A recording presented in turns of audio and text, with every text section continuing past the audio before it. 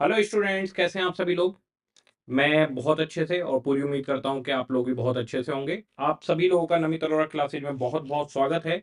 हम लोग FM regular batch के इंट्रोडक्टरी लेक्चर के अंदर आज हम देखेंगे कि सीए इंटरमीडिएट न्यू स्कीम में जो फाइनेंशियल मैनेजमेंट पेपर पढ़ना है हमें, उसे किस तरीके से हम लेके चलेंगे।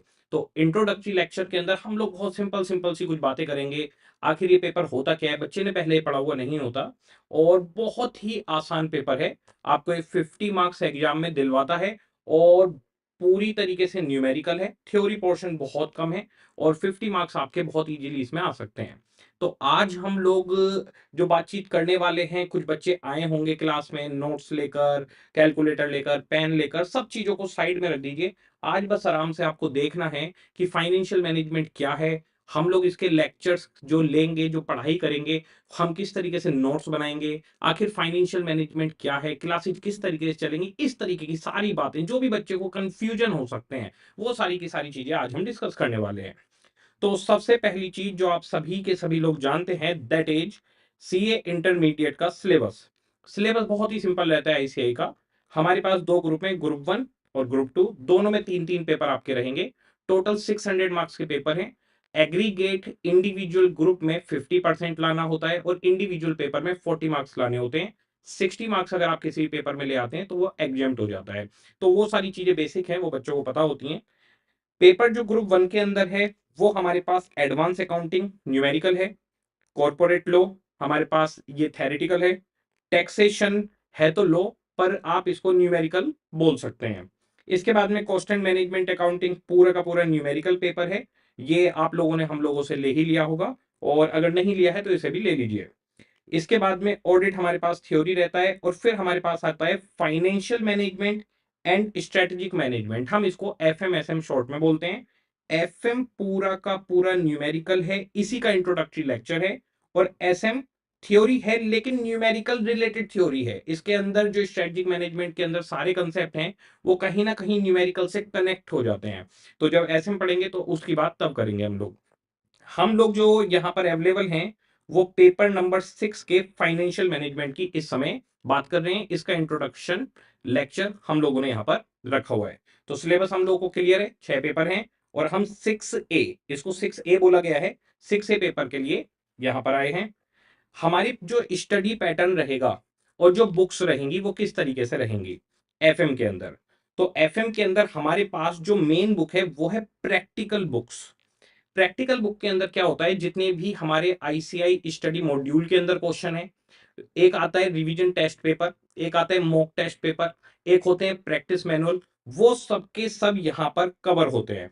तो स्टडी मॉड्यूल का जो भी क्वेश्चन है, आरटीपी का, एमटीपी का, प्रैक्टिस मैनुअल का, और इंपॉर्टेंट क्वेश्चन जो भी हैं, जितना भी आईसीआई का स्टडी मटेरियल है, प्लस कई बार बच्चे का कंसेप्ट क्रिएट करने के लिए हमें कुछ बेसिक क्वेश्चंस अपनी तरफ से रखने पड़ते हैं। और कुछ क्वेश्चन हम कई सारी एडजस्टमेंट्स को मिलाकर एक बड़ा क्वेश्चन बना देते हैं, तो वो क्वेश्चन भी आपको इसके अंदर मिलेंगे। जो बुक है, बुक हमारी टूटी हुई है बीक्यू, पीवाईक्यू और सजेस्टेड रिवीजन के अंदर। बीक्यू का मतलब है बुक क्वेश्चन।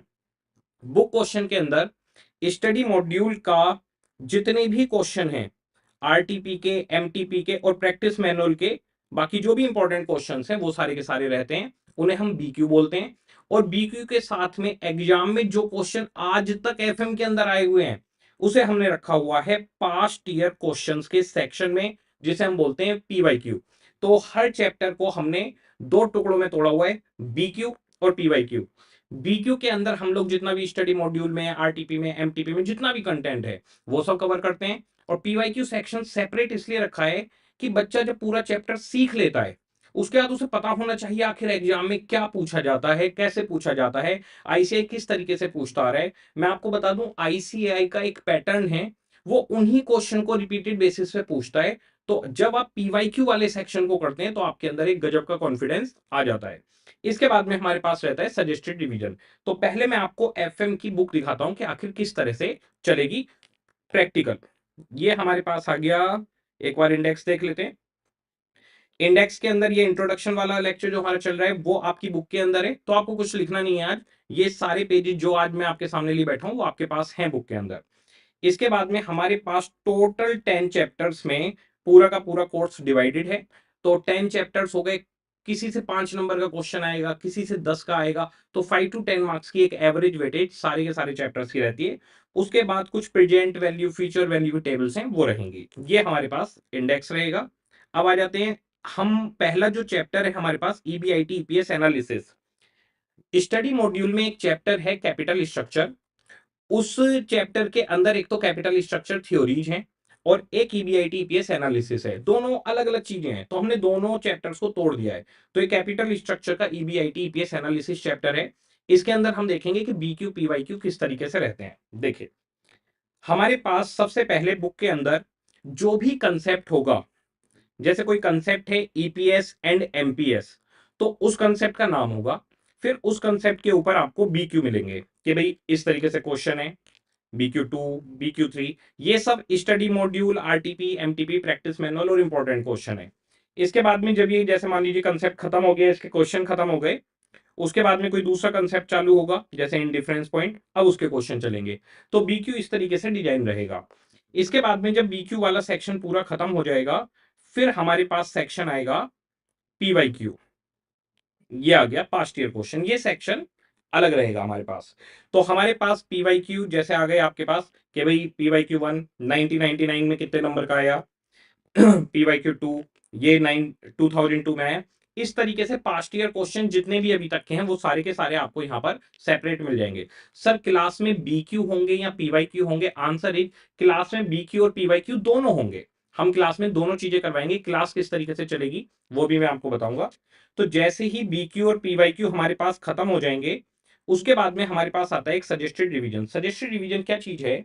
देखिए होता क्या है, हमारे पास जैसे हम क्लास लेते हैं, क्लास लेते हुए तो बड़ा मजा आ रहा होता है, सारे क्वेश्चन चल रहे हैं, सब कुछ आ रहा है, सारी चीजें सीख गए। मैंने पर्सनली ये चीज ऑब्जर्व की कि हम क्लास लेते हुए तो बड़े अटेंटिव रहते हैं, पढ़ाई भी बढ़िया चल रही होती है, सब कुछ लगता है, ए टू जेड सब कुछ आता है।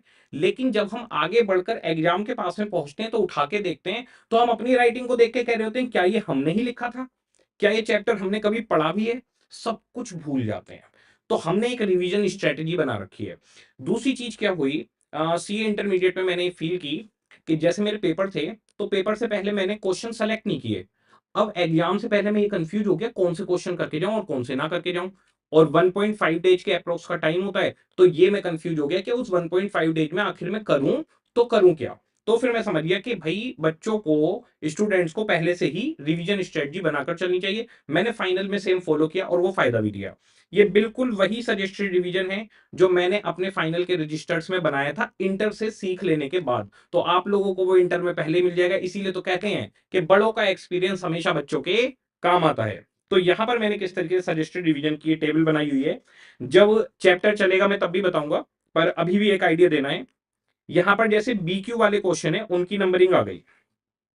इसके बाद में हमारे पास जो पीवाईक्यू हैं फिर उनकी नंबरिंग आ गई। दोनों के सेक्शन बटे हुए हैं। फर्स्ट और सेकंड रिवीजन को मैं मानता हूं कि सारे क्वेश्चन करने चाहिए।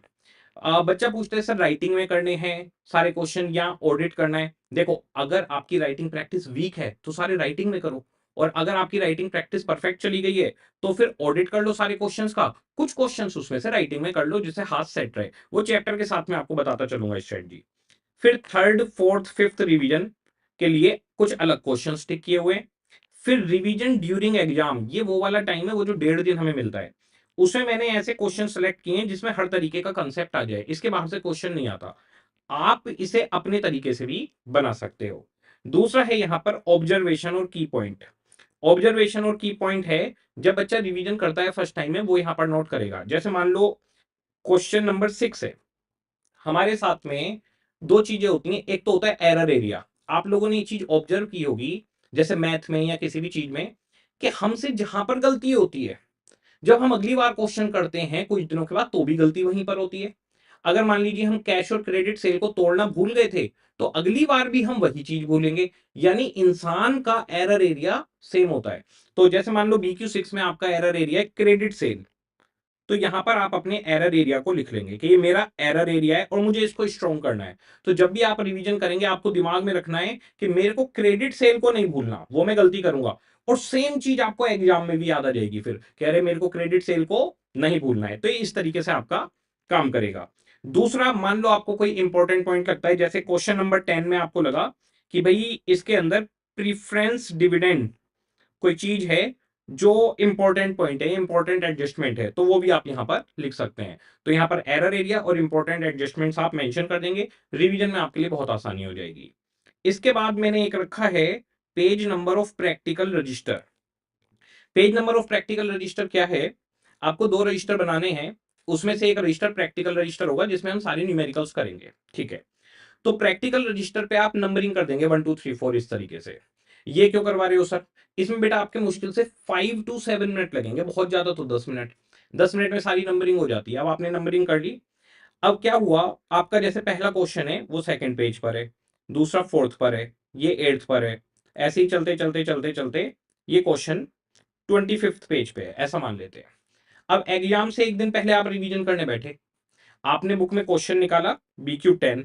अब देखिए, पहले आपको इसकी इंपॉर्टेंट पॉइंट मिल गया यहां पर, फिर आपने देखा कि पेज नंबर 25 पर ये क्वेश्चन आपने किया हुआ है और एग्जाम से एक दिन पहले रिवीजन करना है। आपने सीधे पेज नंबर 25 खोला, वहां पर आपको उसका सॉल्यूशन मिल गया। तो ये आपका एग्जाम में बहुत ज्यादा टाइम बचाएगा। होता क्या है, हम लोग एक तरीके से तैयारी कर रहे हैं एक दुश्मन को हराने की। तो दुश्मन को हराने के लिए जो सेना की ट्रेनिंग है वो तो पहले से होगी, ये उसी तरीके से ट्रेनिंग का पार्ट है। तो आपको अपने न्यूमेरिकल वाले रजिस्टर पे, प्रैक्टिकल रजिस्टर बोलते हैं उसको, नंबरिंग करके रखनी है, वो नंबरिंग यहां पर मेंशन कर देंगे। दूसरा, आप लोगों का कोई भी एरर एरिया या कोई भी ऑब्जर्वेशन है वो यहां पर आ जाएगी।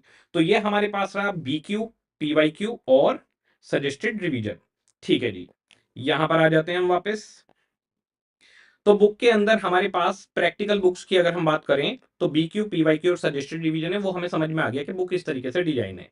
इसके अलावा अदर बुक्स में आपको FM से रिलेटेड थ्योरी की अलग बुक मिल जाएगी, MCQ की बुक मिलेगी। MCQ की बुक के अंदर हम मैक्सिमम MCQ कवर करने की पूरी कोशिश करते हैं, पर एग्जामिनर इतना चला के वो नए नए MCQ बनाता रहता है। अगर आपका practical portion, theoretical portion strong है तो MCQ उसी से बनना है, तो वो इजीली निकल जाता है, इसमें कोई दिक्कत वाली 1% की बात नहीं है। फिर हमारे पास है एक क्विक रिवीजन बुक और test book. Quick revision book और टेस्ट बुक क्या चीज है? ऐसा होता है जैसे आपने पूरा चैप्टर कर लिया, अब एक महीने पूरा सब्जेक्ट ही खत्म हो गया FM, उसके बाद में आप कोई दूसरा सब्जेक्ट कर रहे हो, जैसे SM पढ़ाई कर रहे हो आप या कोस्टिंग की पढ़ाई कर रहे हो।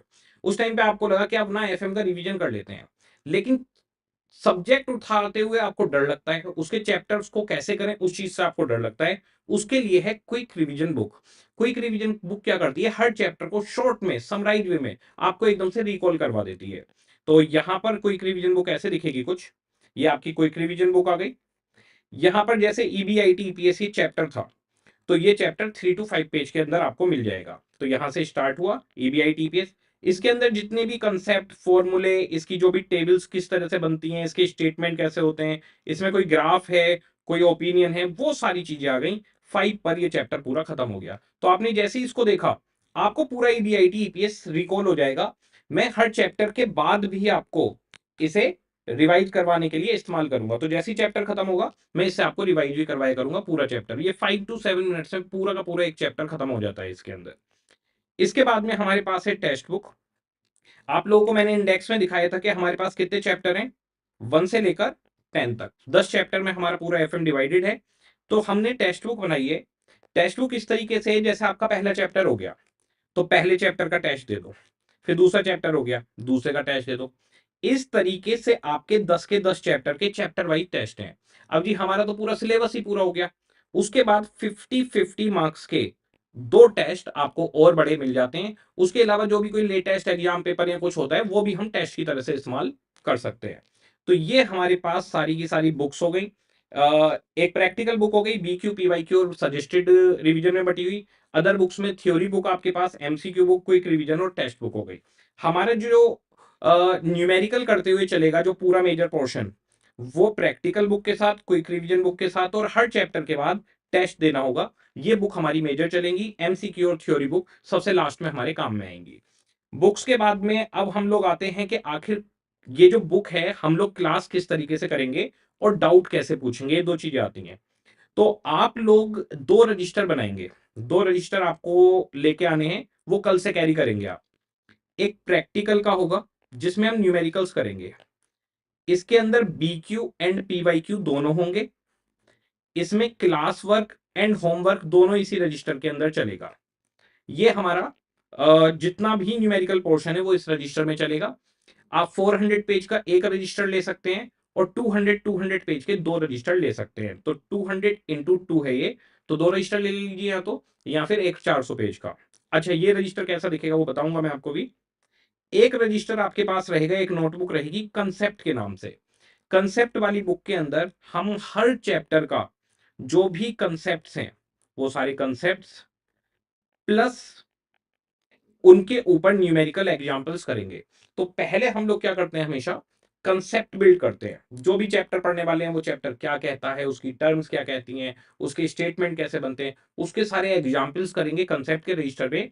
और फिर इसमें जब हमारी कंसेप्ट बिल्डिंग हो जाएगी, फिर हम प्रैक्टिकल के रजिस्टर में सारे के सारे न्यूमेरिकल्स करेंगे। मैं आपको दिखा भी देता हूं ये कैसा दिखेगा। जैसे फर्स्ट चैप्टर का हमारे पास अगर हम देखें तो यहाँ पे देखिए, मैं दो शीट रखूंगा, आपको दिख रहा होगा, एक कंसेप्ट है और एक प्रैक्टिकल है। ये दो शीट हो गई और ये बुक मेरे सामने रहेगी। तो मैं बुक अपने सामने रखूंगा, आपको क्वेश्चन सारे के सारे एक एक रीड करके करवाऊंगा और साथ में आपके पास दो रजिस्टर रहेंगे। तो जैसे मान लो पहले हमें कंसेप्ट करना है, तो मैं कंसेप्ट के रजिस्टर में जाकर लिखवा दूंगा भाई ये चैप्टर है, इतने नंबर का है। अब जरा देखिए कंसेप्ट का रजिस्टर दिखेगा कैसे। ये आप 200 पेज का बनाएंगे, ये एक रजिस्टर बनेगा। जैसे concept number 1, concept number 2 EBI TPS क्या है, यही चैप्टर है, इसका नाम है ईबीआई टीपीएस पहला चैप्टर। उसके बाद में ईबीआई टीपीएस का परफॉर्मा कैसे बनेगा वो पूरा समझाया जाएगा आपको। फिर कोई रेशो है, कोई और चीज है, इस तरीके से आप देखिए हमारे पास ये चीजें चलती रहेंगी। और इसमें कोई नोट है आईसीआई का वो मिलेगा आपको। फिर हमारे पास न्यूमेरिकल एग्जाम्पल भी इसी में चलेंगे, सीधे न्यूमेरिकल पे नहीं पहुंचेंगे हम, पहले इसमें न्यूमेरिकल एग्जाम्पल करेंगे। तो जैसे न्यूमेरिकल एग्जाम्पल आ गया, उसके बाद में फिर हमारे पास इसका सॉल्यूशन पूरा, ये साथ के साथ ये सब कंसेप्ट के रजिस्टर में चल रहा है। अभी हम न्यूमेरिकल पे गए भी नहीं है। इसके बाद में जी फिर से जी और कोई न्यूमेरिकल, उसके बाद जी और कोई न्यूमेरिकल, ऐसे छोटे छोटे न्यूमेरिकल, बड़े बड़े न्यूमेरिकल, सब इसमें हमारे चलते रहेंगे। तो इस तरीके से देखिए कंसेप्ट ही चल रहा है इसके अंदर, ये कंसेप्ट का रजिस्टर है। यानी हम कंसेप्ट कंसेप्ट में ही बच्चे को इतना स्ट्रॉन्ग कर देंगे कि भाई सर न्यूमेरिकल तो चुटकियों में निकलेगा बच्चे से। आप देख रहे हैं ये चल ही रहा है, ये पहले चैप्टर का कंसेप्ट है, चल ही रहा है। और आपको मैंने अभी कोई रिवीजन बुक में दिखाया था, सिर्फ 3 पेज में पूरा रिवीजन था। तो कंसेप्ट इस तरीके से हमारे चलते रहेंगे। तो यहां पर हमारे कंसेप्ट चल रहे हैं जी, ओके। चलो जी सर, हमें कंसेप्ट समझ में आ रहे हैं। इसके साथ में हमारा चलेगा प्रैक्टिकल रजिस्टर। प्रैक्टिकल रजिस्टर में क्या होगा, लो जी BQ1 करते हैं, लो जी BQ2 करते हैं, ये सब क्लास के क्वेश्चन है। BQ3 करते हैं, कोई भी पॉइंट है वो हाईलाइट करके समझाए जाएंगे। इसके बाद पास्ट ईयर क्वेश्चन जो एग्जाम में आया हुआ क्वेश्चन नंबर 1 है, वो मान लीजिए हमारे BQ1 2 3 के अंदर से कवर हो रहा है, उनके जैसा है, तो फिर पास्ट ईयर क्वेश्चन भी क्लास में चलेंगे। ऐसे ही कुछ पास्ट ईयर क्वेश्चन, कुछ BQ आपको होमवर्क में मिलेंगे। तो अगर मैं आपसे कहूं कि आपको कितनी नोटबुक कल से कैरी करनी है, तो क्लास के टाइम पे आपको दो नोटबुक कैरी करनी है, एक प्रैक्टिकल की और एक कंसेप्ट की। कंसेप्ट की 200 पेज की और प्रैक्टिकल की 200 पेज की, दो ले लेना, या फिर एक 400 पेज की बना लेना, उसमें आपका काम हो जाएगा, ठीक है। अब हमारे पास बच्चे का डाउट आता है कि सर हम लोगों को डाउट आएगा तो हम डाउट कैसे पूछेंगे। तो बेटा डाउट सिस्टम हमारा बड़ा सिंपल सा और आसान सा है। आप लोगों को क्या करना है, जैसे आपको मान लीजिए BQ1 के अंदर कोई डाउट आया, ठीक है, आप क्या करेंगे, अब मैं क्लास में मोबाइल नहीं है मेरे पास, मैं बता देता हूं आपको। आप मोबाइल से फोटो क्लिक करेंगे इस क्वेश्चन की और मुझे व्हाट्सएप करेंगे। मेरा पर्सनल नंबर है ये, इस पे व्हाट्सएप ही करिएगा, मैं कॉल्स नहीं उठाता क्योंकि पूरे दिन हम रिकॉर्डिंग में, कभी नोट्स बनाने में, कभी किसी चीज में रहते हैं, तो मैं कॉल्स नहीं उठाता। तो कॉल मत करिएगा, व्हाट्सएप करिएगा आप लोग 9891314730, व्हाट्सएप नंबर फॉर डाउट्स। अब डाउट पूछेंगे कैसे वो बताता हूं मैं आपको। आपने क्या किया, आपने इस क्वेश्चन की फोटो खींची और वॉइस मैसेज करेंगे, टेक्स्ट में मत लिखना, टेक्स्ट में लिखने में बहुत टाइम खराब होता है, सीधे वॉइस मैसेज कर दो। सर मैं राहुल बोल रहा हूँ, आपका रेगुलर बैच का स्टूडेंट FM का। मेरे को BQ1 में ये डाउट आ रहा है कि ये जो स्टेटमेंट ऑफ EPS है, इसमें 6 लाख रुपए कहां से आए। ठीक है, आपने डाउट छोड़ दिया। उसके बाद में मेरा डेली का एक स्पेसिफिक टाइम रहता है, उस टाइम पे मैं सबको बैठ के रिप्लाई करता हूँ। मेरा वॉइस नोट में ही आपके पास रिप्लाई आ जाएगा। जैसे मैंने डाउट पढ़ा आपका, देखा, मैं वॉइस नोट में ही आपको व्हाट्सएप पे रिप्लाई कर दूंगा। बेटा, जो आपके पास statement of profit after tax and EPS के अंदर 6 लाख रुपीज हैं, वो क्वेश्चन ने फर्स्ट लाइन में खुद ही मेंशन कर रखा है। इसकी कोई कैलकुलेशन करने की नीड नहीं है, क्वेश्चन में दिया हुआ है, मैंने आपको दे दिया, आपको डाउट क्लियर हो गया। तो सिंपल सा तरीका है, व्हाट्सएप नंबर आपके पास रहेगा, फोटो खींचिए, अपना नाम बताइए, कौन से कोर्स के बच्चे हैं वो बताइए, और अपना डाउट भेज दीजिए। अपना नाम और कोर्स का नाम जरूर बताइए फोटो के साथ में, क्योंकि हमारे रेगुलर बैच के साथ में अदर बहुत सारे बैच चलते हैं। दूसरा, कई बच्चे कुछ पुराने बैच के होते हैं, कई नए बैच के होते हैं, तो उसके अंदर क्वेश्चन आगे पीछे होते हैं, तो उसमें कंफ्यूजन हो सकता है। तो अपना नाम और बैच का नाम लिखकर और डाउट आपने भेज दिया, आपका डाउट 101% सॉल्व होगा। चलो जी, ये डाउट वाली बात हो गई। अब हम जाते हैं वापस। तो जी, हमने सिलेबस भी देख लिया, जो बच्चों को ऑलमोस्ट पता ही था, क्योंकि सेकंड ग्रुप के अंदर हमारे पेपर हैं कोस्टिंग भी और एफएमएसएम भी। वहां तक आते आते बच्चे को कोर्स का पता ही होता है। बुक्स हमने समझ ली कि हम इस तरीके से एफएम की चलेंगे। जब एसएम के पेपर की बात आएगी तो उसके इंट्रोडक्टरी लेक्चर में सब कुछ बताया जाएगा, ठीक है। अब ये जो फाइनेंशियल मैनेजमेंट पेपर है, ये क्या है, और इसके कुछ बेसिक टर्म हम आज सीखने वाले हैं, और जो न्यूमेरिकल वाला पोर्शन है वो सारा का सारा कल से स्टार्ट होगा। आज हम एफएम के बारे में समझेंगे, आखिर ये क्या चीज है, ठीक है। इसे हम छोड़ते हैं और आराम से एक कहानी सेट करते हैं, जिससे हमें एफएम पूरी तरीके से क्लियर हो जाए। देखो, हमारे पास proprietor, partnership, association of person, cooperative society, इस तरीके से बहुत सारी तरीके से हम बिजनेस को स्टार्ट कर सकते हैं। ये सब एफएम में कवर नहीं है। एफएम के अंदर कवर है कॉरपोरेट। कॉरपोरेट को आप बोलते हैं बेसिकली कंपनी, ठीक है। तो हम कंपनीज के बारे में इस सब्जेक्ट को पढ़ने जा रहे हैं, पॉइंट नंबर 1, ठीक है। अब कंपनी के अंदर क्या होता है, कोई एक पर्सन होता है जो एक आइडिया लेके आता है कि भाई हम क्या काम करेंगे, उसका नाम होता है प्रमोटर। तो प्रमोटर एक आइडिया लेके आता है कि भाई हम ऐसा काम करेंगे। कोई भी बिजनेस कर सकते हैं आप, मोबाइल बनाना, गाड़ियां बनाना, कैलकुलेटर बनाना, एसी बनाना, एसी के रिमोट बनाना, पानी के गिलास बनाना, कोई भी काम सोच सकते हैं आप।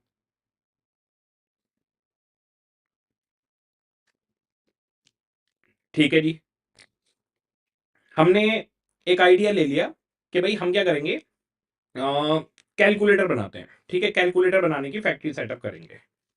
तो प्रमोटर, आइडिया है calculator manufacturing company.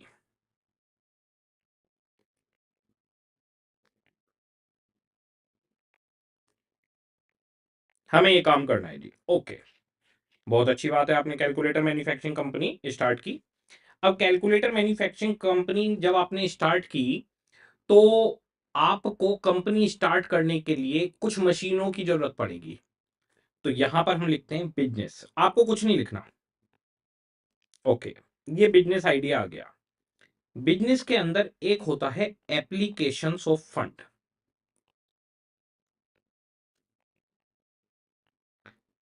Application of fund का मतलब है कि आखिर हम जो भी बिजनेस करने जा रहे हैं, उसमें पैसा किस चीज में लगने वाला है, इन्वेस्टमेंट कहां पर होगा, ठीक है। तो हमारे पास जब भी आप कोई फैक्ट्री सेटअप वगैरह करेंगे, तो हमारे पास दो पार्ट में इन्वेस्टमेंट होगा। एक तो फिक्स्ड एसेट्स में। फिक्स्ड एसेट्स में भाई क्या क्या चीजें, फिक्स्ड एसेट्स में आप लोग प्लांट मशीनरी लेंगे। एक फैक्ट्री बिल्डिंग होगी कोई, तो फैक्ट्री बिल्डिंग हो गई आपके पास, उसमें प्लांट मशीनरी हो गई, फर्नीचर हो गया, ये सब फिक्स्ड एसेट्स में आ गया। इसके अलावा कोई आपके लॉन्ग टर्म इन्वेस्टमेंट्स हो सकते हैं। ये लॉन्ग टर्म इन्वेस्टमेंट होते हैं जब आप किसी चीज की फ्रेंचाइजी वगैरह लेते हैं। जैसे आप मैकडोनाल्ड की फ्रेंचाइजी लेना चाहते हो, तो ऐसी सिचुएशन में आपको एक फ्रेंचाइजी फीस देनी पड़ेगी, तो वो लॉन्ग टर्म इन्वेस्टमेंट में आ जाता है। तो फिक्स्ड एसेट्स और लॉन्ग टर्म इन्वेस्टमेंट आपके हो सकते हैं। दूसरा, अब हमारे पास फिक्स्ड एसेट्स तो आ गई, हमारे पास मशीनें तो आ गई, लेकिन कैलकुलेटर बनाने के लिए बताइए क्या चाहिए। मशीनों पे प्लास्टिक भी तो हमें गर्म करके, ये क्या करते हैं, गर्म प्लास्टिक की शीट्स लेते हैं, उसे गर्म करते हैं, मेल्ट कर देते हैं, मेल्ट करने के बाद ये डाइयों में जाता है, डाई में जाके इसकी शेप निकल कर आती है। फिर उसके अंदर ग्लास फिट होते हैं, ये जिस पर स्क्रीन दिखेगी, ये सोलर पैनल है, ये सारे बटन्स अलग-अलग बनेंगे, इनके ऊपर इंक लगेगी और कैलकुलेटर खोल के आप सभी ने देखा हुआ है, उसका डेमो मैं नहीं दूँगा। बच्चे कहते हैं सर इसका भी डेमो दे डालो, खोल दो इसको, नहीं। तो डेमो आपने देखा हुआ है, अंदर एक चिप वगैरह होती है, उसपे पता नहीं काले-पीले से साँप से चलते रहते हैं, वो हमारे पास चिप वगैरह भी हम बनाएँगे, ठीक है जी। तो इन सब कामों के लिए हमें चाहिए वर्किंग कैपिटल। वर्किंग कैपिटल में आपके पास क्या आ जाएगा? Current assets minus current liabilities. तो सर करंट एसेट्स में क्या-क्या? सबसे पहली चीज कैश इन हैंड होना चाहिए, तो कैश एंड बैंक बैलेंस आ गया। दूसरा आपके पास मेजर चीज स्टॉक। स्टॉक आपके पास रॉ मटेरियल का, डब्ल्यूआईपी का और फिनिश गुड्स का, तीन चीजों का स्टॉक हो सकता है। रॉ मटेरियल का स्टॉक यानी प्लास्टिक पड़ा हुआ है, प्लास्टिक की शीटें। डब्ल्यूआईपी स्टॉक यानी मशीनों के ऊपर जो काम चल रहा है रॉ मटेरियल के ऊपर, उसे डब्ल्यूआईपी बोलते हैं, work in progress. Finish goods का मतलब कैलकुलेटर बन के तैयार हैं, तो कई सारे कैलकुलेटर आपके पास बने हुए भी रखे होंगे। तो इस तरीके से आपके पास स्टॉक होगा, उसमें आपको पैसा लगेगा। तीसरा आपके पास डेटर्स या रिसीवेबल्स हो सकते हैं। तो डेट रिसीवेबल्स और डेटर्स में क्या फर्क रहता है? रिसीवेबल के अंदर डेटर्स के साथ बीआर भी आ जाते हैं, बिल्स रिसीवेबल, तो हम डेटर्स मान लेते हैं। तो कैश है, बैंक है, स्टॉक है, डेटर्स हैं, ये मेजर आइटम है जो करंट एसेट्स में आ जाते हैं। और करंट लाइबिलिटीज में हमारे पास आ जाते हैं क्रेडिटर्स, जिनसे हमें उधार मिल जाता है। तो उससे हमारा इन्वेस्टमेंट रिड्यूस हो जाता है, उधार पैसा मिल गया तो हमें इन्वेस्ट नहीं करना पड़ा। ऐसे ही हमारे को ओवरड्राफ्ट, बैंक ओडी वगैरह बाकी चीजें मिल सकती हैं। और इसमें करंट एसेट्स में भी बहुत सारी चीजें हैं, प्रीपेड हो सकता है और शॉर्ट टर्म एडवांस हो सकते हैं। ऐसी करंट लाइबिलिटीज में भी बहुत सारी चीजें हैं जो बिजनेस से रिलेटेड मेजर हैं, मैं उनकी बात बता रहा हूँ। तो कैश हो गया, स्टॉक हो गया, डेटर्स हो गया, क्रेडिटर हो गया, ये हमारे पास वर्किंग कैपिटल का पार्ट बन जाते हैं, ठीक है। अब जरा देखिए, बिजनेस हमें करना है। प्रमोटर साहब आइडिया लेके आए हैं कि हम भाई एक मैन्युफैक्चरिंग कंपनी खोलेंगे जिसपे कैलकुलेटर बनेंगे, ओके जी। अब इसके बाद में हमने एप्लीकेशन ऑफ फंड के अंदर पैसा हमें इन्वेस्ट करना है। तो भाई एक तो हमें कुछ फिक्स्ड एसेट्स चाहिए, प्लांट, मशीनरी, बिल्डिंग, और वर्किंग कैपिटल चाहिए जो स्टॉक होगा हमारे पास। हमारे कुछ डेटर्स होंगे जिन पे पैसा हमारा ब्लॉक हो जाएगा, 30 दिन बाद देंगे, 1 महीने बाद, 2 महीने बाद देंगे। कुछ कैश बैलेंस मेंटेन करना पड़ेगा day to day operating expenses के लिए। कुछ क्रेडिटर वगैरह हमें सपोर्ट कर देंगे, उधार मिल गया सप्लायर से तो फायदा हो जाएगा। इस तरीके से हमारे पास वर्किंग कैपिटल, इनमें पैसा लगेगा। अब मान लीजिए हमारा जो इन्वेस्टमेंट है वो 1000 करोड़ का टोटल इन्वेस्टमेंट होने वाला है। ये सब कुछ एक्सपेक्टेड चल रहा है अभी, एक्सपेक्टेड।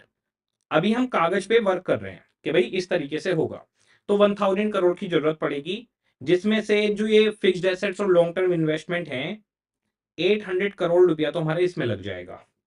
और 200 करोड़ की हमें वर्किंग कैपिटल मेंटेन करनी पड़ेगी, जिसमें हमारे stock, debtor, cash balance, creditor वगैरह सब सेट ऑफ होकर पूरी नेट वैल्यू आ जाएगी। तो 1000 करोड़ का हमारा इन्वेस्टमेंट है, ओके। अब इससे होगा क्या? ये जो सारा कार्यक्रम आपने किया, इससे होगा ये कि आपकी मशीनें लगी हुई हैं, आपके पास स्टॉक है जो मशीनों पर चल रहा है, आप इससे कैलकुलेटर बनाकर उस कैलकुलेटर को बेचेंगे। यही हमारा काम है। कैलकुलेटर बना किस लिए रहे हैं? बेचने के लिए। तो हमने कैलकुलेटर बना लिए इस पूरी एसेट्स के साथ। हमारे कैलकुलेटर बाजार में बिके। इन कैलकुलेटर को बनाने की आपकी कॉस्ट आती है जिसको हम बोलते हैं ऑपरेटिंग कॉस्ट। इसमें वेरिएबल कॉस्ट और फिक्स्ड कॉस्ट दोनों आ जाती हैं। तो आपकी जो भी वेरिएबल खर्चा है या फिक्स खर्चा है वो सब हमने माइनस कर दिया जी, कॉस्ट माइनस हो गई। फिर हम इसे बोलते हैं, जो वैल्यू आती है, ईबीआईटी। और वैसे जनरली हम लोग इसको बोलते हैं ऑपरेटिंग प्रॉफिट, कि आखिर इस बिजनेस से हमारा प्रॉफिट कितना हुआ। ईबीआईटी, ईबीआईटी का मतलब है earning before interest and tax. और अब मैंने आपको बताया भी था हमारा पहला चैप्टर क्या होगा, ईबीआईटी ईपीएस एनालिसिस। तो जब उस चैप्टर में जाएंगे तो पूरा इन डेप्थ चले जाएंगे, अभी सिर्फ एक आइडिया ले रहे हैं।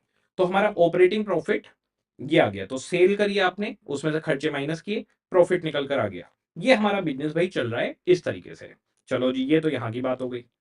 अब भाई ये जो 1000 करोड़ है, ये जो पैसा हमें इन्वेस्ट करना है, भाई पैसा पेड़ पे तो लटकता नहीं है, पैसा तो कहीं ना कहीं से आएगा। क्या प्रमोटर के पास इतना पैसा है कि वो 1000 करोड़ का इन्वेस्टमेंट कर दे? अगर प्रमोटर खुद 1000 करोड़ का इन्वेस्टमेंट कर सकता है तो प्रोप्राइटरशिप में चला जाएगा, इंडिविजुअली काम करेगा ना, फिर कंपनी क्यों खोलेगा? अगर उसके दो तीन दोस्त मिलके पैसा डाल सकते हैं तो वो पार्टनरशिप में चला जाएगा। हम यहां पर बड़ी बात कर रहे हैं, बड़ा पैसा 1000 करोड़, 10,000 करोड़, 1 लाख करोड़, इतना पैसा एक आदमी के पास नहीं होता। तो ऐसे सिचुएशन में कॉर्पोरेट सिस्टम है कि आप कंपनी खोलिए, कंपनी खोलने के बाद में आप इस पैसे को अलग अलग लोगों से मंगवा सकते हैं। कहां कहां से मंगवा सकते हैं? इसका नाम होता है सोर्सेज ऑफ फंड्स। कि ये फंड कहां कहां से आएगा, मंगवाना कितना है, जितना लगाना है, बड़ा सिंपल। 1,000 करोड़ रुपीज मंगवाने हैं, जितने पैसे लगाने हैं उतनी मंगवाएंगे, फालतू क्यों मंगवाएंगे। सोर्सेज ऑफ फंड हमारे पास में बटा हुआ है इस तरह से।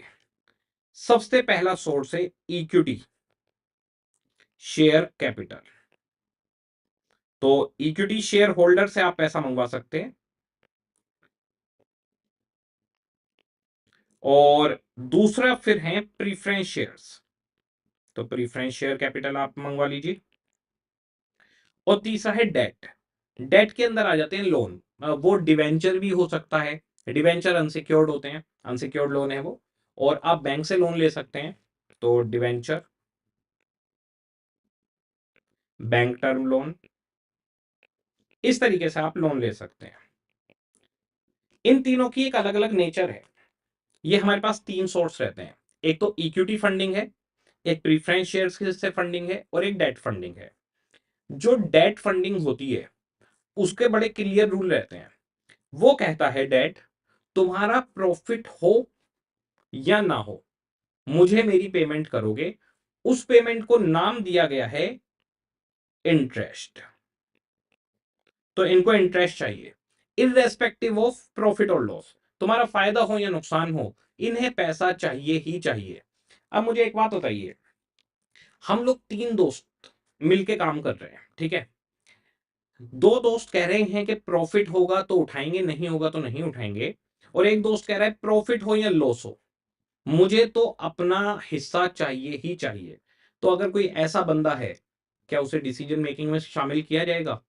क्योंकि डिसीजन लेने की वजह से प्रॉफिट हो या लॉस हो, वो कह रहा है मुझे तो अपना पैसा चाहिए ही चाहिए। तो भाई अगर तुम्हें अपना पैसा चाहिए ना फिक्स, तो तुम डिसीजन मेकिंग से आउट हो जाओ। क्योंकि डिसीजन मेकिंग के लिए रिस्क लेना पड़ेगा। भाई जो रिस्क लेगा वही तो कंपनी के बारे में सोचेगा।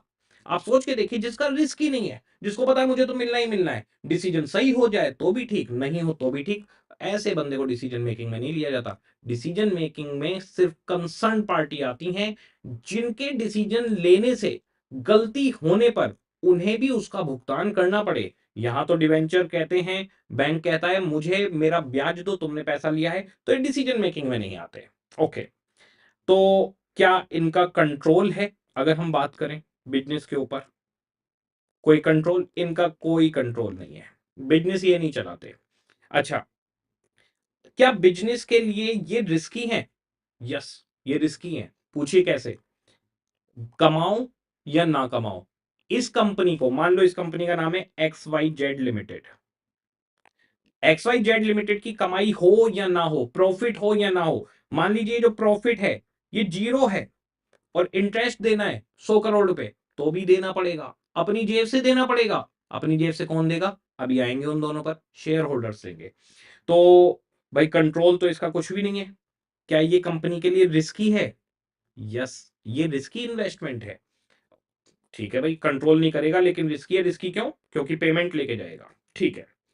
अब इसके बाद में हमारे पास आती है तीसरी चीज, कि क्या ये महंगा है या सस्ता है। तो मैं आपको बता दूं, दुनिया में जितने भी कॉरपोरेट हैं उनके पास तीन सोर्स होते हैं, इक्विटी, प्रीफरेंस और डेट। डेट सबसे सस्ता होता है, सबसे सस्ता। आपको पता भी होगा कि जो बैंकों का लोन होता है, जो बैंकों की एफडी होती है, उसकी रिटर्न बहुत कम होती है। लोन पे बहुत कम ब्याज होता है, 8%, 9%, 10% पे लोन मिल जाता है। जबकि अगर आप देखें तो म्यूचुअल फंड, जो इक्विटी शेयर्स हैं, वो 30, 40, 50% तक की रिटर्न दे जाते हैं। तो ये बहुत ही सस्ते होते हैं, लो कॉस्ट, बहुत सस्ते, लेकिन रिस्की हैं। तो कंट्रोल कुछ नहीं करेंगे, कमाओ या मत कमाओ पैसा लेके जाएंगे, और कॉस्ट इनकी कम रहती है। ये इनके तीन फीचर रहते हैं। तो यहां पे मैं तीन फीचर रख देता हूं इसको। कंट्रोल बहुत कम, रिस्की बहुत ज्यादा, कमाओ मत कमाओ, और अगर कॉस्ट की बात करें तो कॉस्ट इनकी बहुत कम है और इंटरेस्ट इनको जो पेमेंट करते हैं उसका नाम है इंटरेस्ट। अब प्रीफरेंस शेयर से दूसरे फंडिंग करने वाले, प्रीफरेंस शेयर कैपिटल क्या है भाई? इक्विटी शेयर कैपिटल भी है, प्रीफरेंस शेयर कैपिटल भी है, और यहां पे मैं लिख देता हूं equity fund. Equity fund short में आ जाएगा, आसान रहेगा, ठीक है, इक्विटी फंड। अब जरा देखिए, जो प्रीफरेंस शेयर कैपिटल है उसका नाम भी शेयर कैपिटल होता है, और एक share capital equity share capital होती है। इन दोनों में कंपनी का मालिक कौन होता है? कई बार ये क्वेश्चन आता है, तो मैं बता देता हूं, इक्विटी और प्रीफरेंस दोनों कंपनी के ओनर होते हैं, दोनों। लेकिन प्रीफरेंस शेयर कैपिटल मांगते हैं फिक्स डिविडेंड। ये कहते हैं हमें फिक्स डिविडेंड चाहिए, लेकिन एक कंडीशन लगा रखी है, इफ यू अर्न प्रॉफिट। अगर आपने प्रॉफिट कमाया है तो। जबकि डिवेंचर क्या कह रहे थे, बैंक ने लोन दिया था, वो क्या कह रहा था, भाई तू कमा या मत कमा, मुझे कोई लेना देना नहीं है। लेकिन प्रीफरेंस शेयर कहते हैं कि हमें फिक्स पेमेंट चाहिए। इनको जो पेमेंट की जाती है उसको नाम दिया जाता है डिविडेंड। ये कंपनी के मालिक होते हैं, लेकिन ये डिविडेंड सिर्फ तभी लेंगे जब आपको प्रॉफिट होगा। अगर आपको लॉस है तो उस साल आपको डिविडेंड नहीं देना। इसके अंदर क्यूमुलेटिव, नॉन क्यूमुलेटिव, अलग अलग टाइप के हो सकते हैं, वो जिस भी टाइप का हो। क्यूमुलेटिव के अंदर ये होता है कि इस साल नहीं दिया तो अगले साल के प्रॉफिट से पिछले साल का और अगले साल का दोनों जोड़ के दे देना। नॉन क्यूमुलेटिव होते हैं कि भाई प्रॉफिट हुआ तो दो, नहीं हुआ मत दो, कोई दिक्कत नहीं है। ओके, अब मुझे बताइए, फिक्स पेमेंट मांग रहे हैं, क्या ये डिसीजन मेकिंग में इन्वॉल्व होंगे? इन तो फिक्स पेमेंट चाहिए, तो आंसर इज, ये डिसीजन मेकिंग में अगर इन्हें डिविडेंड दोगे फिक्स, आपका प्रॉफिट है, मेरा प्रॉफिट आया जी, आपने इस प्रॉफिट में से इनको डिविडेंड दे दिया, तो ये डिसीजन मेकिंग में इन्वॉल्व नहीं होंगे, क्योंकि फिक्स पेमेंट उठा रहे हैं और प्रॉफिट आ रहा है कंपनी में। लेकिन अगर प्रीफरेंस शेयर्स हमारे क्यूमुलेटिव हैं और 2 साल तक इनको डिविडेंड ना दिया जाए, तो आपका प्रॉफिट नहीं आ रहा, आप डिविडेंड नहीं दे रहे, एक साल नहीं दिया कोई बात नहीं, दूसरे साल नहीं दिया कोई बात नहीं, फिर इनके पास वोटिंग राइट आ जाता है, फिर ये भी डिसीजन मेकिंग में इन्वॉल्व हो जाते हैं। तो हमारे पास प्रीफरेंस शेयर्स की बात की जाए तो क्या वो कंपनी को कंट्रोल करते हैं? तो पार्शियली करते हैं। अगर उन्हें डिविडेंड नहीं मिलेगा तो वो डिसीजन मेकिंग में इन्वॉल्व होंगे, अदरवाइज वो डिसीजन मेकिंग में इन्वॉल्व नहीं होंगे। तो अगर मैं इसकी बात करूं, क्या ये कंट्रोल करते हैं? तो अगर प्रॉफिट मिलता रहे, डिविडेंड मिलता रहे, तो नहीं करते। अगर डिविडेंड नहीं दिया जाएगा तो ये भी डिसीजन मेकिंग में इन्वॉल्व हो जाते हैं। तो हम कंट्रोल कह सकते हैं इनका मीडियम है या पार्शियल है। ओके, क्या ये रिस्की है? तो रिस्की ये पार्शियल है, रीजन मीडियम। अगर प्रॉफिट होगा तो फिक्स पेमेंट करनी पड़ेगी, प्रॉफिट नहीं होगा मीडियम। हाँ, अगर प्रॉफिट होगा तो आपको इन्हें पेमेंट करनी पड़ेगी, अगर प्रॉफिट नहीं होगा तो पेमेंट नहीं करनी पड़ेगी, ठीक है। अगर प्रीफरेंस शेयर क्यूमुलेटिव है और आपने एक साल नहीं कमाया तो दूसरे साल डबल देना पड़ेगा। तो इस तरीके से इन पे रिस्क तो है, पर ये इतने रिस्की नहीं है जितने डेट है। डेट क्या करते हैं, डेट तो बड़े नालायक होते हैं, तुम कमाओ या मत कमाओ हमें चाहिए, यानी तुम रोटी खा रहे हो या नहीं खा रहे हो, हमें हमारा हिस्सा चाहिए। बड़े बदतमीज हैं, बहुत रिस्की हैं। लेकिन प्रीफरेंस थोड़ा सा आपके, तुम्हें रोटी नहीं मिली कोई बात नहीं, हम भी इस बार बिना खाना खाए रह लेंगे, तो ये थोड़ी सी नरमी बरत लेते हैं, तो इसलिए मीडियम रिस्की है। ओके, अच्छा, इनकी कॉस्ट कैसी रहती है? तो इनकी कॉस्ट डिवेंचर से ज्यादा और इक्विटी से कम रहती है, तो इनकी कॉस्ट मीडियम होती है। और आपको एक बात पता होगी वैसे, प्रीफरेंस शेयर भी एक टाइम के बाद इक्विटी शेयर में ही कन्वर्ट हो जाते हैं, तो कन्वर्टेबल होते हैं मोस्टली प्रीफरेंस शेयर। तो शुरू में ये अपना प्रीफरेंस शेयर के नाम से चलते हैं, बाद में ये भी इक्विटी बन जाते हैं, पर जब तक ये प्रीफरेंस शेयर हैं तब तक इनकी ये स्टेज रहेगी। ओके, इसके बाद आते हैं equity share holder. Equity share holder को डिविडेंड मिलता है, आ जाइए। अब मैं जरा डिविडेंड इनको देने से पहले और चीजें देने से पहले आपको जरा इस ऑपरेटिंग प्रॉफिट के आगे की कहानी बताता हूं। ये जो ऑपरेटिंग प्रॉफिट है, इसमें से पहले दिया जाता है इंटरेस्ट। बाकी जब हम चैप्टर पढ़ेंगे तब बात करेंगे, ऐसे ही हल्का सा आइडिया दे रहा हूं, बहुत ज्यादा डेप्थ में नहीं जा रहे, ऊपर ऊपर से बता रहा हूं, तो इसलिए आपको बिल्कुल ऐसे लाइटली लेना है जैसे कहानी सी चल रही है। तो कंपनी का जो प्रॉफिट आता है उसमें सबसे पहले इंटरेस्ट दिया जाता है, फिर गवर्नमेंट को टैक्स दिया जाता है, फिर प्रीफरेंस शेयर्स को डिविडेंड दिया जाता है, उसके बाद में जो प्रॉफिट अवेलेबल होता है उसको हम बोलते हैं प्रॉफिट अवेलेबल फॉर इक्विटी। फिर होती है एजीएम। एजीएम के अंदर ये फाइनल किया जाता है कि इक्विटी शेयर होल्डर्स को कितना डिविडेंड दिया जाए। जैसे एप्पल ने शुरू के 10 साल तक एक भी रुपया डिविडेंड दिया ही नहीं। भाई डिविडेंड नहीं दे रहे तो इक्विटी शेयर होल्डर क्यों रुके हुए हैं? यस, यही तो बात है। होता क्या है, अगर आपने इक्विटी शेयर होल्डर को डिविडेंड दे दिया, डिविडेंड पेड, अब बताइए इक्विटी शेयर होल्डर क्या करेगा? इस पैसे को अपने घर पे लेके जाएगा, बैंक में एफडी बना देगा उसकी, या फिर किसी और कंपनी के शेयर्स खरीद लेगा। तो जो कंपनी बहुत बढ़िया काम कर रही होती है वो डिविडेंड देती ही नहीं। वो क्या करती है, कहती है कि एक काम करो, अपने पैसे को बिजनेस में रिटेन कर लो। इसे कहते हैं रिटेन्ड अर्निंग। आप लोग जो पढ़ते थे ना अकाउंट में, ट्रांसफर टू जनरल रिजर्व, वो रिटेन्ड अर्निंग को ही बोलते हैं। तो कंपनी के हाथ में होता है कि भाई कितना डिविडेंड देना है, कितना रिटेन करना है। उसमें शेयर होल्डर ही वोटिंग करते हैं कि उनको डिविडेंड चाहिए या उनको बिजनेस में रिटेन करना है। बिजनेस में अगर रिटेन करेंगे पैसा खत्म नहीं होगा, बल्कि बिजनेस में ही री इन्वेस्ट हो जाएगा, उसी बिजनेस के अंदर बार बार लगता रहेगा। जैसे प्रोपराइटर भी होते हैं, वो क्या करते हैं, जैसे प्रोपराइटर की कमाई हुई एक साल की 10 लाख, ठीक है, उसकी कैपिटल है 100 लाख, उसने 10 लाख रुपए कमाए, उसमें से 5 लाख वो घर पे ले गया ड्रॉइंग्स, बचे हुए 5 लाख बिजनेस में ही री इन्वेस्ट हो जाएंगे।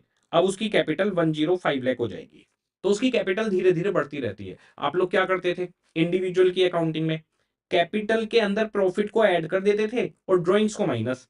तो देखिए capital 100 lakh plus profit 10 lakh minus drawing, अब अगले साल की कैपिटल 105 लाख। तो धीरे धीरे बिजनेस की कैपिटल बढ़ती रहती है। तभी तो ये जो कंपनियां 10-10 रुपए का शेयर, एमआरएफ का शेयर 10 रुपए फेस वैल्यू है और मार्केट में वो 1 लाख रुपए प्लस पे बिकता है। सोचो 1 लाख रुपए प्लस, 10 रुपए का शेयर 1 लाख का कैसे हो गया भाई?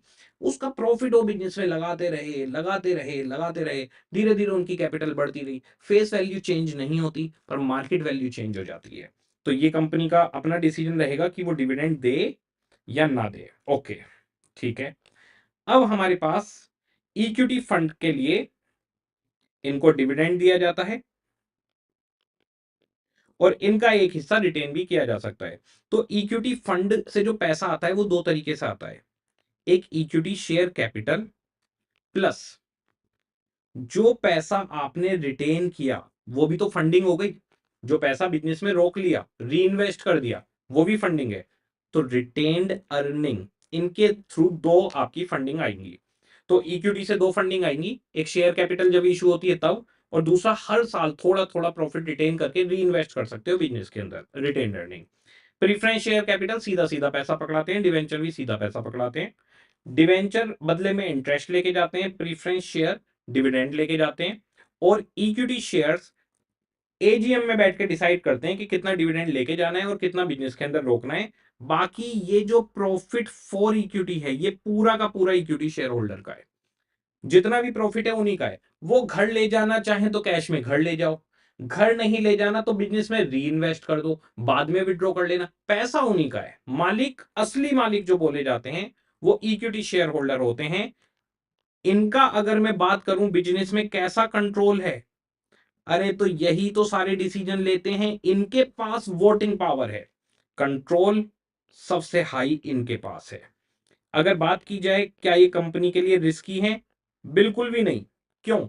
प्रॉफिट होगा तो ले इनको देना है, प्रॉफिट नहीं है, लॉस है, तो लॉस यही बियर करते हैं। तो कंपनी का सारा loss ultimately equity share holder के ऊपर आता है और कंपनी का सारा प्रॉफिट भी इक्विटी शेयर होल्डर ही ले जाते हैं। इसीलिए तो जो कंपनी चल जाती है उसके शेयर होल्डर करोड़पति अरबपति हो जाते हैं, जो कंपनी पिट जाती है उसका दिवाला निकल जाता है। तो क्या ये कॉस्टली है?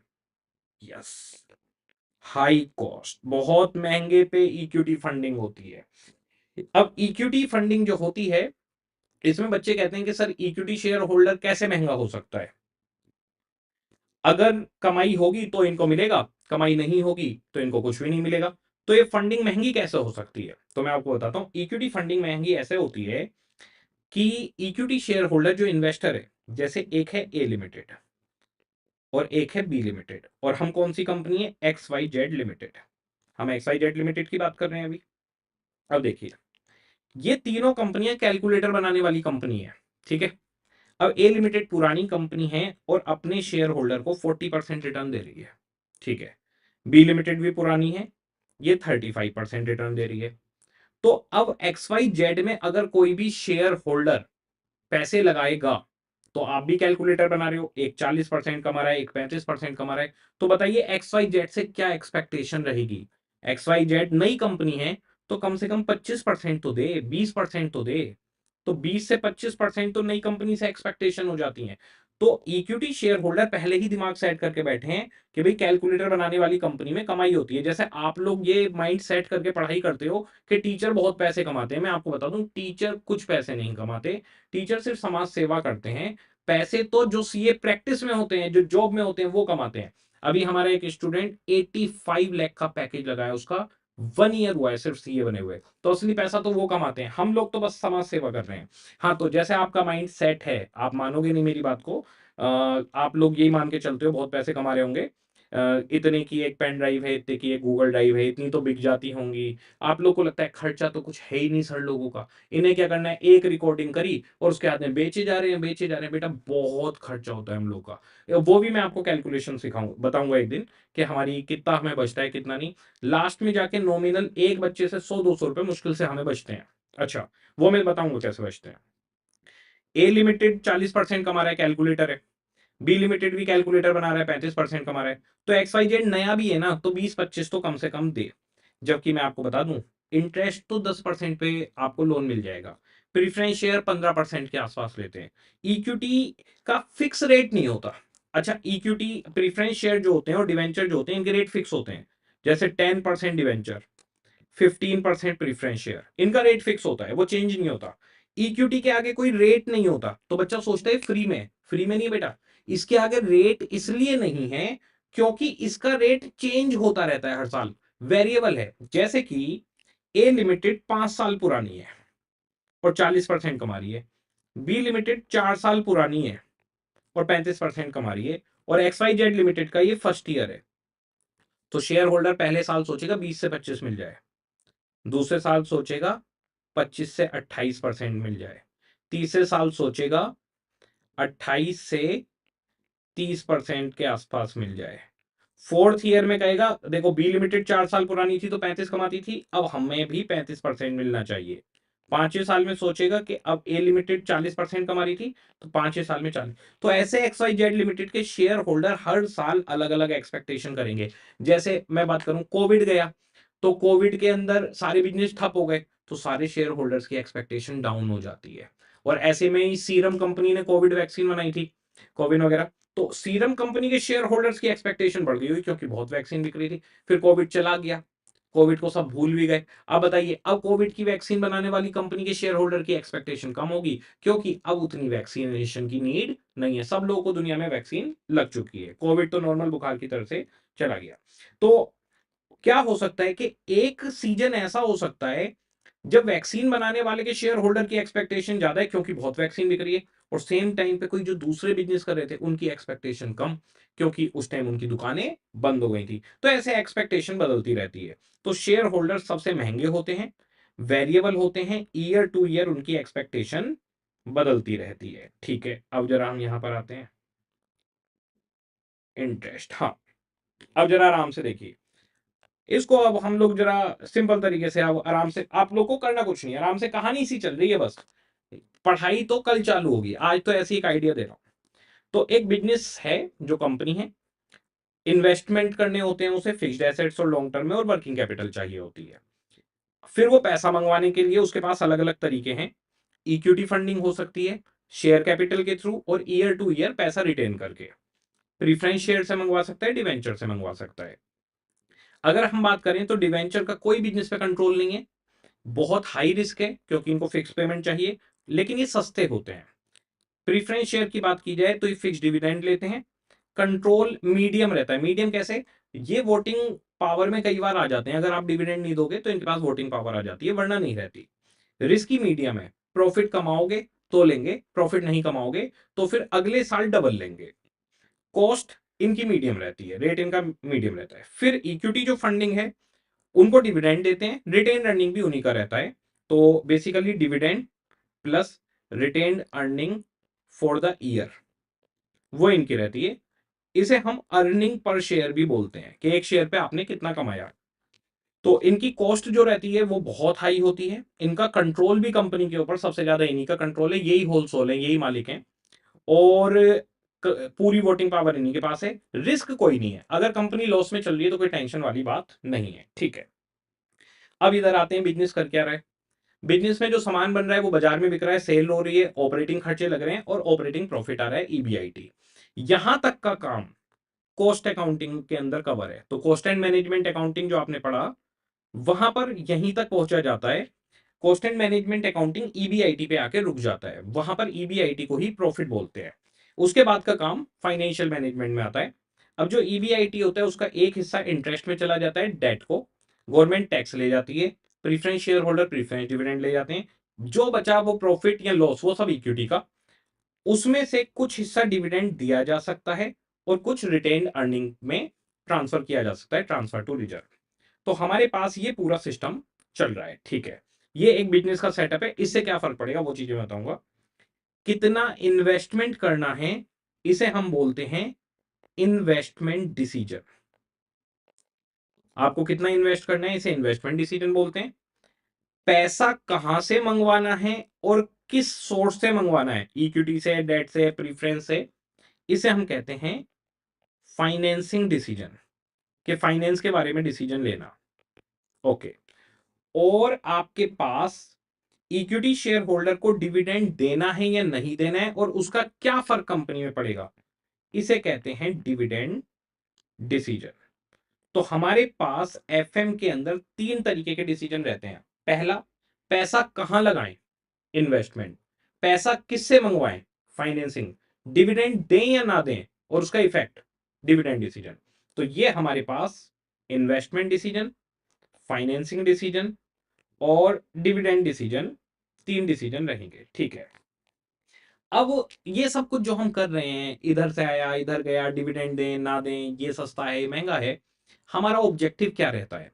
तो फाइनेंशियल मैनेजमेंट के अंदर हमारे दो ऑब्जेक्टिव रहते हैं। अगर हम ऑब्जेक्टिव की बात करें, फाइनेंशियल मैनेजमेंट का प्राइमरी ऑब्जेक्टिव, जो लॉन्ग टर्म ऑब्जेक्टिव है, वो ऑब्जेक्टिव है कि इक्विटी शेयर का, एमपीएस बोलते हैं, market price of share. Equity की बात हो रही है कि मार्केट प्राइस ऑफ शेयर बहुत हाई हो जाए, बढ़ता चला जाए। जैसे मैंने आपको बताया, एमआरएफ 10 रुपए का शेयर और 1 लाख रुपए का बिक रहा है। तो हर कंपनी ये चाहती है कि उसके शेयर्स का प्राइस बढ़ जाए। शेयर का प्राइस बढ़ गया यानी कंपनी की वैल्यू बढ़ गई। जो अंबानी है, अडानी है, ये जो मार्क जकरबर्ग है, एलोन मस्क है, ये सब क्या है, छोटी कैपिटल लाए थे, खूब प्रॉफिट कमा कमा के कंपनी में भर भर के कमा के इनके शेयर्स की मार्केट वैल्यू इतनी हाईएस्ट हो गई है।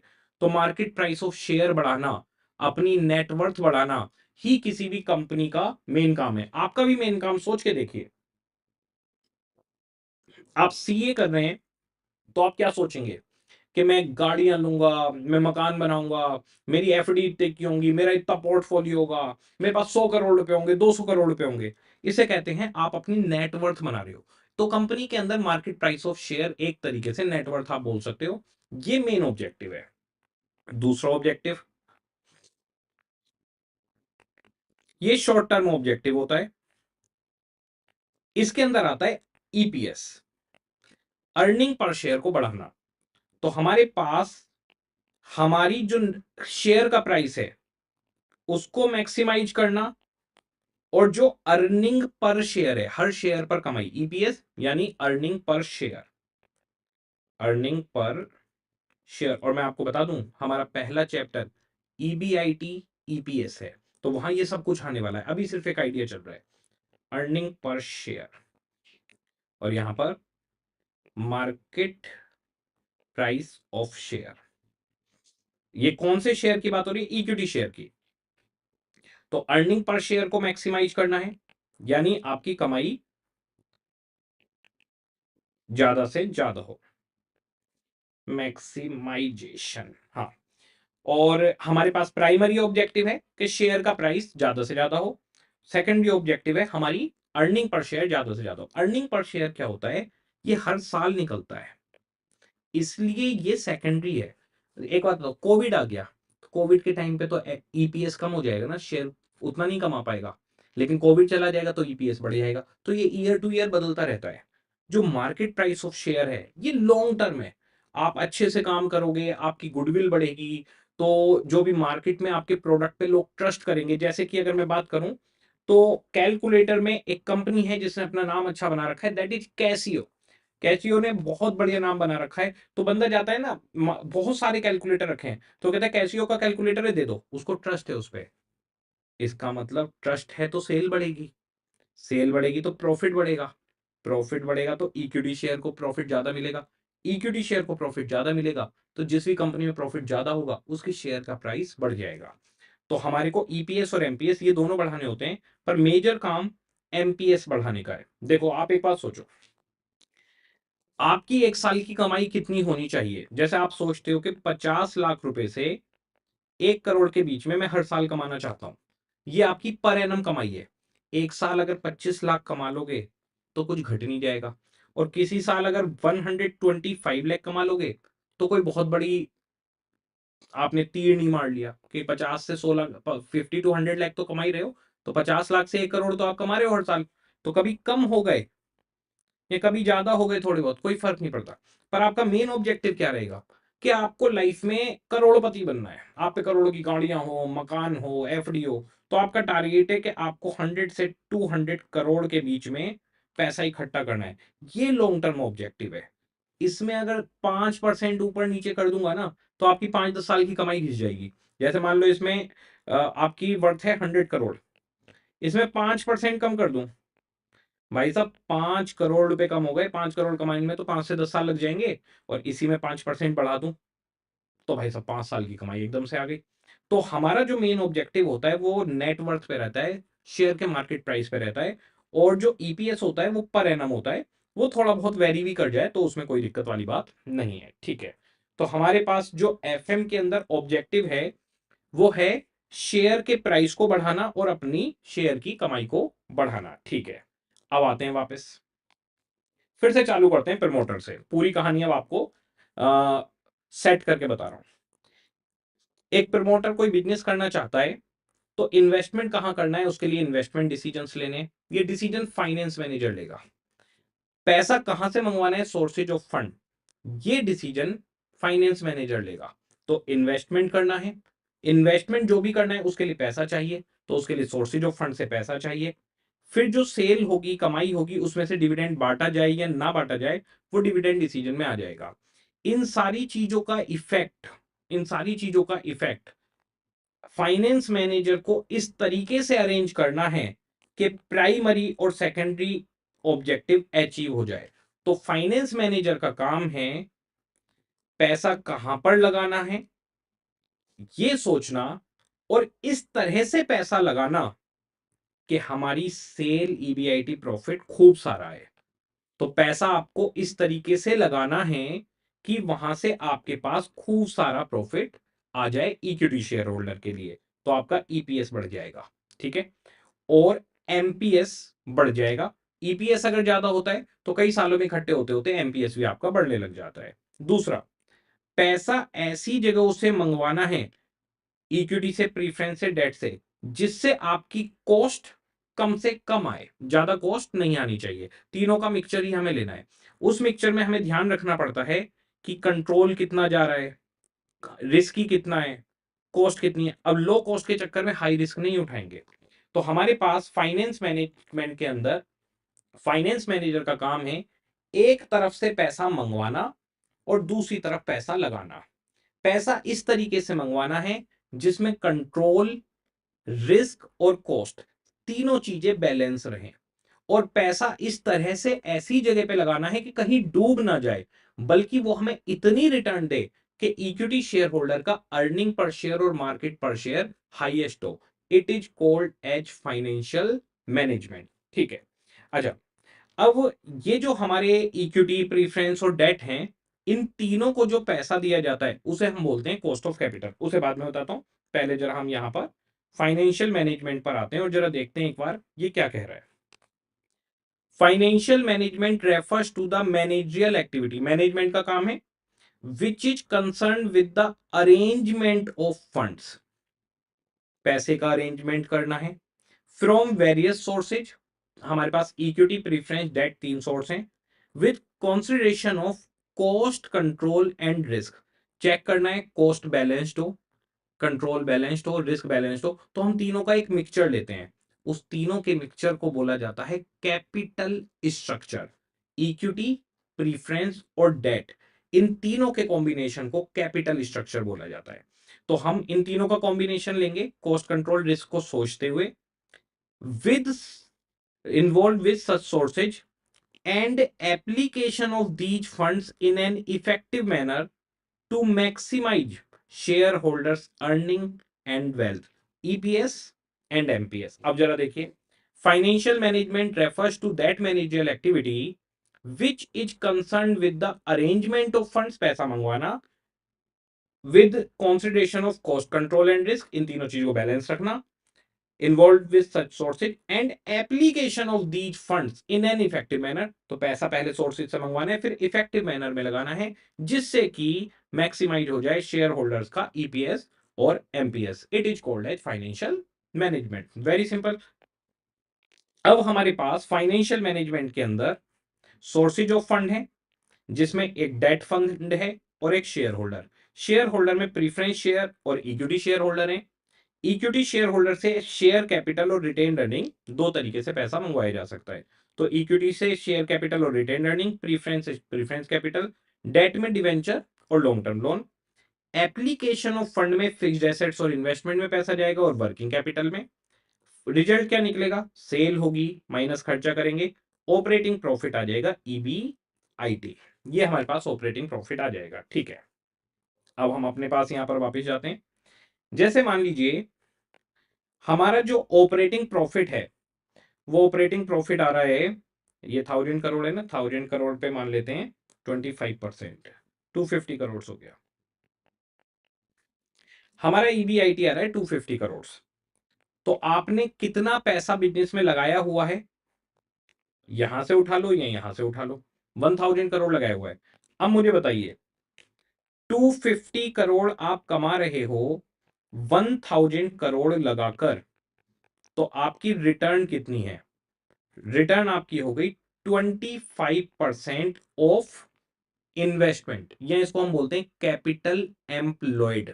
कैपिटल एम्प्लॉयड यानी कैपिटल कितनी लगी है बिजनेस के अंदर, कैपिटल यानी टोटल फंड, तो इसे हम बोलते हैं आरओआई। आरओआई का मतलब रिटर्न ऑन इन्वेस्टमेंट, बिजनेस में जो इन्वेस्टमेंट किया दैट इज 1000 करोड़, उस पर कितनी रिटर्न आई 25%। ओके, तो यहां पर हमारे पास आरओआई हम निकाल सकते हैं ईबीआईटी बाई इन्वेस्टमेंट। ठीक है, तो फाइनेंशियल मैनेजमेंट के अंदर सोर्सेज ऑफ फंड आ गए, इक्विटी प्रीफरेंस डेट तीन लोग हैं, एप्लीकेशन ऑफ फंड में फिक्स्ड एसेट्स इन्वेस्टमेंट और वर्किंग कैपिटल है, सेल में से खर्चे माइनस करके ईबीआईटी यानी ऑपरेटिंग प्रॉफिट आ जाएगा।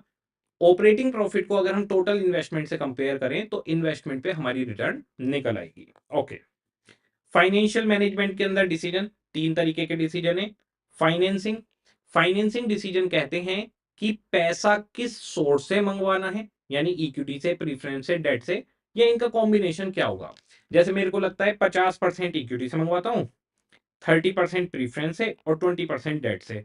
अच्छा, आपके दिमाग में ये भी आएगा ऐसा क्यों कर रहे हो सर, सारा इक्विटी से मंगवा लो, सारा प्रीफरेंस से मंगवा लो, सारा डेट से मंगवा लो, वो सारी चीजें आराम से आएंगी, आराम से आएंगी, बेफिक्र रहिए, पूरा एफएम पड़ा हुआ है, सब कुछ आएगा। तो फाइनेंसिंग डिसीजन कहता है कि मैं पैसा कैसे मंगवाऊं, यानी किस प्रोपोर्शन में मंगवाऊं, हाउ और कितनी अमाउंट मंगवाऊं, तो how much amount should be arrange, कितना पैसा मंगवाऊं, इन विच प्रोपोर्शन, किस प्रोपोर्शन में पैसा मंगवाऊं, और ये जो इक्विटी प्रीफरेंस और डेट का कॉम्बिनेशन होता है, इस कॉम्बिनेशन को ही हम बोलते हैं कैपिटल स्ट्रक्चर। जो हम पैसा मंगवाते हैं उसमें तीन बातों का हमें ध्यान रखना होता है, कॉस्ट कितनी है, रिस्क कितना है और कंट्रोल कितना जा रहा है।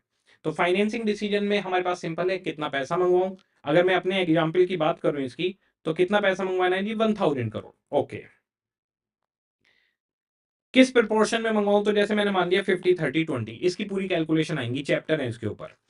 और क्या ध्यान रखना है, कॉस्ट, रिस्क और कंट्रोल का ध्यान रखना है। दूसरी डिसीजन है इन्वेस्टमेंट डिसीजन, बड़ा सिंपल, कितनी अमाउंट लगाऊं और एसेट्स के बीच में किस तरीके से डिस्ट्रीब्यूट करूं, यानी बिल्डिंग में कितना पैसा लगेगा, मशीन में कितना पैसा। अगर मान लो मैंने 1000 करोड़ की बिल्डिंग ही ले ली, तो भाई 1000 करोड़ मेरे खत्म हो गए। अब मैं मशीनों के लिए तो मेरे पास पैसा ही नहीं बचा भाई, मशीनें नहीं है तो बिजनेस कैसे करोगे, वर्किंग कैपिटल नहीं है तो बिजनेस कैसे करोगे। तो कितनी अमाउंट लगानी है, प्लस किस प्रोपोर्शन में लगानी है मल्टीपल एसेट्स के बीच में। तो how much amount should be invested, in which proportion amount should be invested among multiple assets. तो इन्वेस्टमेंट डिसीजन के अंदर आ जाता है कितना पैसा लगाना है और किस प्रोपोर्शन में लगाना है। और तीसरा डिविडेंड डिसीजन, बड़ा सिंपल, डिविडेंड बांटें या ना बांटें, बांटें तो कितना बांटें, और डिविडेंड बांटने या ना बांटने का क्या इफेक्ट पड़ेगा शेयर होल्डर के ईपीएस और एमपीएस पर। बेसिकली एमपीएस रहता है यहां पर। तो how much amount should be distributed as dividend, कितना डिविडेंड बांटा जाए, ये इक्विटी की बात हो रही है हमेशा। और इफेक्ट क्या पड़ेगा इस डिविडेंड के डिस्ट्रीब्यूशन का मार्केट प्राइस ऑफ शेयर पर। तो how much amount should be distributed as dividend and effect of distribution of dividend on company value और एमपीएस। तो हमारे पास में फाइनेंशियल मैनेजमेंट का मतलब पैसा मंगवाना, पैसा लगाना, इस तरह से लगाना है कि ईपीएस और एमपीएस हाईएस्ट हो।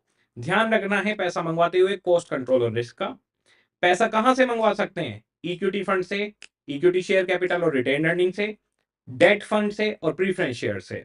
पैसा कहां लगेगा, फिक्स्ड एसेट्स में और इन्वेस्टमेंट में और वर्किंग कैपिटल में। सेल में से खर्चे माइनस करेंगे तो ईबीआईटी आ जाएगा, जो ईबीआईटी आए उसे ऑपरेटिंग प्रॉफिट बोलते हैं। अगर उसका इन्वेस्टमेंट से रेशो निकालें तो रिटर्न ऑन इन्वेस्टमेंट आ जाएगा। फाइनेंशियल मैनेजमेंट के अंदर 3 decision, financing, investing, dividend. Financing कहता है कितना पैसा अरेंज करना है, किस रेशो में अरेंज करना है, ध्यान रखना है कॉस्ट का, कंट्रोल का और रिस्क का। इन्वेस्टमेंट डिसीजन कहता है आपसे कितना पैसा लगाएं, किन एसेट्स में डिस्ट्रीब्यूट किया जाए। और डिविडेंड डिसीजन कहता है कितना डिविडेंड बांटें और उस डिविडेंड बांटने का एमपीएस पे क्या फर्क पड़ेगा। ओके, क्या क्या कंसिडरेशन थे जब हम फाइनेंसिंग डिसीजन लेते हैं उस टाइम पर, एक कॉस्ट, एक रिस्क और एक कंट्रोल। ये सिंपल है, हम बात कर चुके हैं। कॉस्ट में इक्विटी हाई कॉस्ट पर होता है, प्रीफरेंस मीडियम, डेट सबसे सस्ता होता है। रिस्क की बात करें तो डेट का रिस्क सबसे ज्यादा है, इक्विटी का सबसे कम, प्रीफरेंस का मीडियम है। कंट्रोल की बात करें तो इक्विटी का पूरा कंट्रोल है, डेट का कोई कंट्रोल नहीं है और प्रीफरेंस का मीडियम कंट्रोल है। ठीक है, फाइनेंशियल मैनेजमेंट के ऑब्जेक्टिव क्या क्या हैं, प्राइमरी और सेकेंडरी। प्राइमरी ऑब्जेक्टिव हमारा लॉन्ग टर्म ऑब्जेक्टिव है, ये कहता है हमें एमपीएस को मैक्सिमाइज करना है। ये हमारा सेकेंडरी ऑब्जेक्टिव शॉर्ट टर्म है, ये कहता है हमें ईपीएस को मैक्सिमाइज करना है। जो हमारा लॉन्ग टर्म ऑब्जेक्टिव है उसमें हम रिस्क और रिटर्न के बीच में बैलेंसिंग रखते हैं। इसका क्या मतलब है, देखो ऐसा होता है कई बार ना, ज्यादा कमाई करने के लिए आप ज्यादा रिस्क ले सकते हो। जैसे कि मैं हमेशा खिलाफ रहता हूँ बैटिंग के, लोग बैटिंग करते हैं, 1 लाख रुपए लगाए सीधे 2 लाख रुपए मिल गए, बैटिंग यानी सट्टा। ठीक है, और रिस्की प्रोजेक्ट हो सकता है, जैसे एक रोड है, उसके किनारे में कई सारे खेत हैं, आपको पता चला यहाँ एयरपोर्ट बनने वाला है, लेकिन वो 50-50 है, फाइनल नहीं हुआ। तो जो जमीन 10 लाख रुपए की थी पहले, वो अभी 25 लाख में मिल रही है। अब एयरपोर्ट बन गया तो ये 50 लाख की हो जाएगी 1-2 महीने में ही, नहीं बना तो वापस 10 लाख पे चली जाएगी। तो इस टाइम इसको 25 लाख, ये ओल्ड प्राइस, ये न्यू प्राइस और ये एक्सपेक्टेड प्राइस।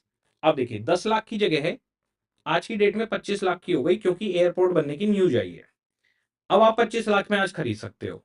अगर एयरपोर्ट बन गए 1 साल बाद तो 25 के सीधे 50 हो जाएंगे, और अगर एयरपोर्ट नहीं बना तो 25 के सीधे 10 हो जाएंगे, क्योंकि न्यूज फेक निकली।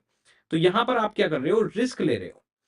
तो ईपीएस कहता है, अर्निंग कहती है कि आप हाई रिस्क ले सकते हो, high risk can be accepted to earn high return. लेकिन लॉन्ग टर्म ऑब्जेक्टिव कहता है कि रिस्क और रिटर्न के बीच में बैलेंसिंग होनी चाहिए, यानी बहुत ज्यादा बियॉन्ड लेवल रिस्क नहीं लेना चाहिए। अगर आपके पास न्यूज कंफर्म्ड है या आपको लगता है कि 80-90% चांस है एयरपोर्ट बनेगा तो रिस्क लो, लेकिन 50-50 है तो मत लो। तो प्राइमरी ऑब्जेक्टिव है लॉन्ग टर्म एमपीएस को बढ़ाना, रिस्क और रिटर्न के बीच में बैलेंसिंग करके चलेगा, ज्यादा रिस्क भी नहीं लेगा, बहुत कम रिस्क भी नहीं लेगा। कम रिस्क लेगा तो कमाई नहीं होती, तो मीडियम रिस्क लेगा। सेकेंडरी ऑब्जेक्टिव है ईपीएस को बढ़ाना, शॉर्ट टर्म ऑब्जेक्टिव है, ईयर टू ईयर ईपीएस बदल जाता है, इसमें आप अपनी कमाई को बढ़ाने के लिए हाई रिस्क एक्सेप्ट कर सकते हो। ओके, एफएम का लास्ट कंसेप्ट इंट्रोडक्शन के अंदर आरओआई और कॉस्ट ऑफ कैपिटल, वही मैं आपको लास्ट में बता रहा था, उस पर आते हैं वापस। देखिए, ये तो आपके पास बात आ गई कि हमने 250 करोड़ कमाए 1000 करोड़ लगाकर, तो आरओआई कितनी हो गई? 25%। 250 करोड़ कमा लिए 1000 करोड़ लगाकर, यानी 25% हमने कमा लिए। ये तो हो गई कमाई इस वाले सेक्शन से, यहां से कमाई आ गई हमारे पास, ठीक है जी। अब हम आते हैं खर्चे की बात। मुझे बताइए, इक्विटी शेयर को डिविडेंड देना है, प्रीफरेंस शेयर को भी देना है, और डिवेंचर को इंटरेस्ट देना है। इन तीनों को, ये जो डिविडेंड, प्रीफरेंस डिविडेंड और इंटरेस्ट दिया जाता है, इन तीनों को अगर हम जोड़ दें तो इसे हम कहते हैं कॉस्ट ऑफ कैपिटल, यानी हमारे फंड्स की कॉस्ट कितनी है। अब देखिए, आपकी कमाई 25% है और जो आपकी कॉस्ट ऑफ कैपिटल है मान लो वो 15% है, तो क्या हुआ? यहां लिखता हूं मैं ROI and cost of capital. ROI है आपकी 25, 25, 25।